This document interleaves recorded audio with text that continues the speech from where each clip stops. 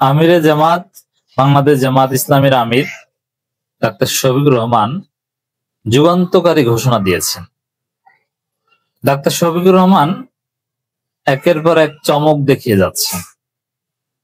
একটা দল ক্ষমতা আসার জন্য নেতৃত্বের যে গুণাবলী দরকার, একজন ক্যারিসমেটিক ফিগার দরকার, একজন আইকনিক ফিগার দরকার, সেটা ডাক্তার শফিকুর রহমানের মধ্যে আছে। জামাত ইসলামের ওভারঅল লিডারশিপ কোয়ালিটি নিয়ে এখনো যথেষ্ট প্রশ্ন রয়েছে, বিশেষ করে লেজিসলেচার হিসেবে, সংসদ সদস্য হিসেবে জামাতের অধিকাংশ প্রার্থী যোগ্য নয় বলে আমি মনে করি। কিন্তু যোগ্যতা হয়ে যাবে। যাদেরকে যোগ্য বলে মনে হচ্ছে না বা আমরা যাদেরকে অযোগ্য বলছি, তারাও যোগ্য হয়ে যাবে একটা প্রক্রিয়ার মধ্য দিয়ে। চেয়ার পেলে, চেয়ারে বসলে মানুষ যোগ্য হয়। আওয়ামী লীগ বিএনপিতে এত যোগ্য লোক, হেভিওয়েট লোক কেন এসেছে? ক্ষমতার কাছাকাছি থাকলে তাদের কাছে অনেকেই আসে। তো জামাত ইসলামী এখন ক্ষমতার কাছাকাছি, কত পিএইচডি হোল্ডার জামাতের পেছনে ঘুরবে, জামাতের সহযোগী সদস্য ফর্ম পূরণ করবে, সাবেক সচিবরা কত ঘুরবে, সাবেক সেনাপ্রধানরা কত জামাতের রোকন হওয়ার জন্য লাইনে দাঁড়াবে, রিপোর্ট রাখা শুরু করবে। Just wait and see. মানে আমরা যাদেরকে অযোগ্য বলছি সংসদ সদস্য হিসেবে, জামাতের নেতারা, জেলা আমির, জেলা সেক্রেটারি, বেশিরভাগই আসলে ওইরকম সংসদে যে আইন প্রণয়ন করার মতো কোনো কোয়ালিটি নেই। আইন, দর্শন এগুলো তারা বোঝে না। কিন্তু তাদের যে ত্যাগ, তাদের যে আন্তরিকতা, তাদের যে নিষ্ঠা, তাদের যে সততা, তাদের যে দাওয়াতি কাজের স্পিরিট, তার ফলেই কিন্তু আজকে জামাত এই ক্ষমতার কাছাকাছি। এবং এই ক্ষমতার কাছাকাছি আসার কারণেই যাদেরকে আমরা যোগ্য বলছি, সিনিয়র লয়ার, ব্যারিস্টার, সাবেক বিচারপতি, সাবেক সচিব, সাবেক সেনাপ্রধান, সাবেক বিমান বাহিনীর প্রধান, এরকম অনেকেই জামাত ইসলামীতে আসবে, যোগদান করবে। তখন এই যোগ্যতার অভাব আর থাকবে না, অভাব অটোমেটিক্যালি পূরণ হয়ে যাবে। আসলে আমি যে কথাটা আগে থেকেই বলছি, সব সমস্যার সমাধান টাকার ক্ষমতা বা অধিকাংশ সমস্যার সমাধান। যেমন আপনার আকীদা খারাপ, এই থিওরি আমি অনেকবার দিয়েছি। এর সমাধান হচ্ছে ক্ষমতা। আপনি ক্ষমতায় আসলে আপনার আকীদা শুদ্ধ, আর ক্ষমতার বাইরে থাকলে আপনার আকীদা ফেরকায়ে বাতিলা। আপনি অনুকূলে পরিবেশে আসলে আপনি দ্বীনী ভাই, আর প্রতিকূল পরিবেশে থাকলে আপনি কাদিয়ানির ভাই। মওদুদিবাদী আর কাদিয়ানি, দুই ভাই। এটাই হচ্ছে বাস্তবতা, মানেন আর না মানেন। তো এই জায়গায় ডাক্তার শফিকুর রহমানের টুপির স্টাইল, তার পাঞ্জাবি জুতার স্টাইল অতীতের জামাতের আমিরদের সাথে মিলে না, একদম সিম্পল। কিন্তু আসলে তিনি ক্যারিসমেটিক ফিগার। একটা দলকে ক্ষমতায় আনার জন্য যে ধরনের আইকনিক ফিগার দরকার হয়, ডাক্তার শফিকুর রহমান সেই আইকনিক ফিগার। জামাত ইসলামী তাদের ফিগার পেয়ে গিয়েছে। The person is doctor Shafiqur Rahman. তিনি জামাত ইসলামীকে সাহসিকতার সাথে সংস্কার করছেন। একদিকে রাষ্ট্র সংস্কারের জন্য জামাত ইসলামী অনড় রাজপথে আছে, আর একদিকে নিজ দল সংস্কার করে জামাত ইসলামী 2.0 কায়েম করছে। আপনাদের আলামত দেখেছেন, লোগো পরিবর্তন, এবং জামাতকে যেভাবে গণমুখী করতে পেরেছেন, জামাতকে যেভাবে ইনক্লুসিভ করতে পেরেছেন, এবং জামাত যেভাবে জনগণের সমর্থন পাচ্ছে, এটা অভূতপূর্ব, নজিরবিহীন। ডাক্তার শফিকুর রহমানের সাহসী সিদ্ধান্তের ফলে এটা হয়েছে, যেটা তিনি ডাকসুতে এক্সপেরিমেন্ট করেছেন। তো এই জায়গায় শুধু নিজ দল সংস্কার এবং রাষ্ট্র সংস্কার না, রাষ্ট্র সংস্কারও নিশ্চিত করছেন এবং নিজ দল সংস্কার রেডি করছেন।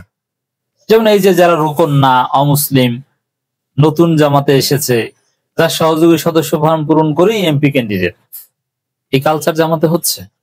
আরো বিভিন্ন জায়গায় নমিনেশন দিবে।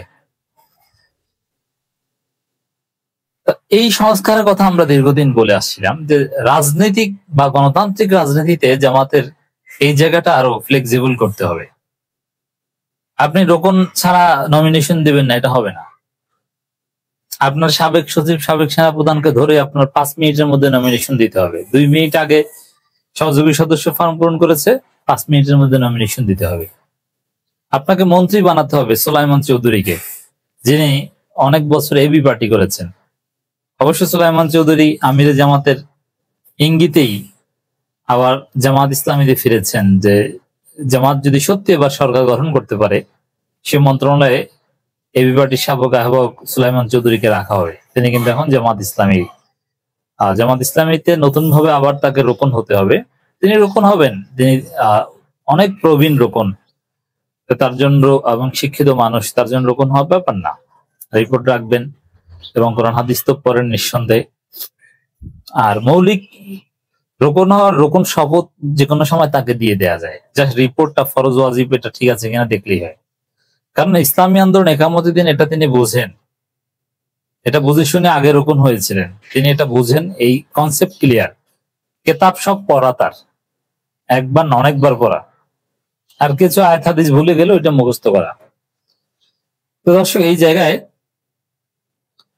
আমিরে জামাত শুধু রাষ্ট্র সংস্কার এবং নিজ দল সংস্কার না, আর অনেক বিষয় সংস্কার করছেন। যেমন আপনি যদি দেখেন যে ক্ষমতা আসতে হলে 71 প্রশ্নের মীমাংসা করতে হবে।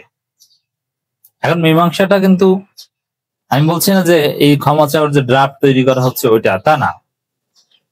আপনাকে শহীদ মিনারে, স্মৃতিসৌধে এবং বধ্যভূমিতে বিভিন্ন জায়গায় যেতে হবে। তারপর ক্ষমতা আসার পর প্রয়োজন অনুযায়ী আপনাকে রেজলিউশন করতে হবে। তো এই যে 71 প্রশ্নের সমাধান, এটারও উদ্যোগ নিয়েছেন। এর মানে ক্ষমতা আসার সব প্রস্তুতি ডাক্তার শফিকুর রহমান সম্পন্ন করেছেন, কোনো হীনমন্যতা নেই। অতীত ভুলে দেশ গড়ার নীতি গ্রহণ করেছে। এই অতীত ভুলে এটা নানান ব্যাখ্যা আছে। একটা দিক হচ্ছে যে 71 বা নানান কিছু, ওখানে আমরা ভুল করলেও ক্ষমা চাইতেও রাজি, কোনো সমস্যা নেই। আমরা দেশ গড়বো, কল্যাণ রাষ্ট্র করবো, অতীত নেই খোঁচাখুচি, এটা চলবে না। দেশ গড়াটাই প্রধান লক্ষ্য, মানুষের সমস্যার সমাধান, বেকারত্ব সমস্যার সমাধান, এটাই আমাদের রাজনীতি। জনগণের মুক্তি ও বৈষম্যহীন ইনসাফপূর্ণ সমাজ প্রতিষ্ঠায় সংগ্রাম চালিয়ে যাচ্ছে জামাত।